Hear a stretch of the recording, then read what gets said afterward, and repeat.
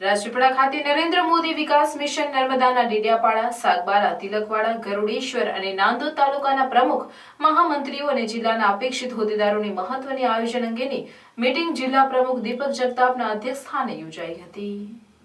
આગામી દિવસોમાં નરેન્દ્ર મોદી વિકાસ મિશન નર્મદાના રાષ્ટ્રીય અધ્યક્ષ આશિષ વિદ્યાર્થી તેમજ ગુજરાત પ્રદેશના પ્રદેશ અધ્યક્ષ રામસિંહભાઈ કરંગિયા તેમજ તેમની ટીમ નર્મદાની મુલાકાતે પધારવાની હોવાથી તેના આયોજનો અંગેની મહત્વની ચર્ચા અને સંસ્થાની કામગીરી જવાબદારી અંગેની ચર્ચા કરવામાં આવી હતી।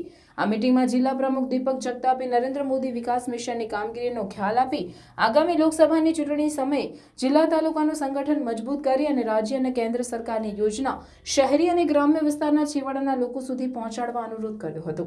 તેમજ નર્મદાના લોક પ્રશ્નોની યાદી તૈયાર કરી લોકોના પ્રશ્નો ઉકેલવાની કામગીરી અંગે માર્ગદર્શન અપાયું હતું। તેમજ અયોધ્યામાં રામ મંદિર ખાતે પ્રાણ પ્રતિષ્ઠા મહોત્સવની ઉજવણીમાં ભાગ લેવા પણ જણાવ્યું હતું। આગામી દિવસોમાં 5 તાલુકા ગ્રામ્ય મીટિંગ ગોઠવવાનું નક્કી કરવામાં આવ્યું હતું તેમજ દરેકને જવાબદારી સોંપવામાં આવી હતી। સાથે જિલ્લા મહામંત્રીઓ રાજેશભાઈ વસાવા, રમેશભાઈ વસાવા, ઉપપ્રમુખ હેમંતભાઈ પટેલ સહિત તિલકવાડા તાલુકા પ્રમુખ રમેશભાઈ બારિયા, મહામંત્રી રિંકેશભાઈ ભારિયા, ડેડિયાપાડા તાલુકાના પ્રમુખ કરણસિંહ વસાવા, મહામંત્રી સુરેશભાઈ પંચાલ, નાંદોદ પ્રમુખ હેમરાજસિંહ વસાવા, મહામંત્રી પ્રવીણસિંહ ગોહિલ, મંત્રી હિરાજ વસાવા વગેરે ઉપસ્થિત રહ્યા હતા। તો આપણે એવા શોધીને એનું એ પ્રશ્ન સ્વા તાલુકામાં આટલા કામો હજુ સુધી થયા નથી, કારણ કે હવે લોકસભાની ચૂંટણી આવે છે અને લોકસભાની ચૂંટણીમાં ભારતીય જનતા પાર્ટીનો વિજય થવાનો છે, પણ આપણે વિજય કરવા માટે આપણે કામો બતાવી રહ્યું છે, બરાબર?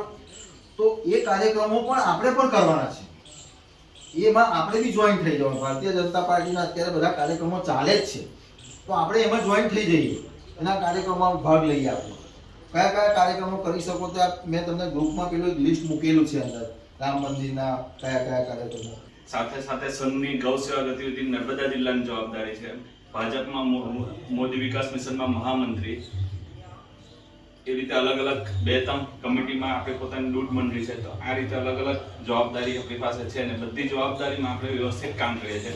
ઘણી બધી જવાબદારી મળે એવી છે, પણ આપણે આવ્યો અહીંયા રાજપીપળામાં બહુ ઓછા સમયમાં પણ ઘણી એવી બધી જવાબદારી મળી, પોતાનું નામ મળ્યું। એક જ કારણ હતું કે જ્યાં અમને લાગતું હતું કે અહીંયા મહેનત, ત્યાં અમે બિના ભેદભાવ શીખ્યું। આજે અમારી છે તમારો સ્ટોલ ત્યાં લગાવો, આખા ગુજરાતમાં બોલાય, દિલ્હી લગીન મારા સ્ટોલ કેવા નહીં ગયા, મારે દિલ્હી લગીન ત્યાં દિલ્હીમાં આવવા જવાનું ભાડું સાથે મારા ત્યાં સ્ટોલ લાગે છે। તો ભાઈ આટલું બધું કેવી રીતે થાય? રાતોરાત તો થવાનું નથી। નામ ફેમસ થઈ ગયું છે, લોકોને આપણે સર્વિસ આપી છે, સેવા આપી છે। તો એમને તો કોઈ એવોર્ડ આપતું નહીં, આજે મને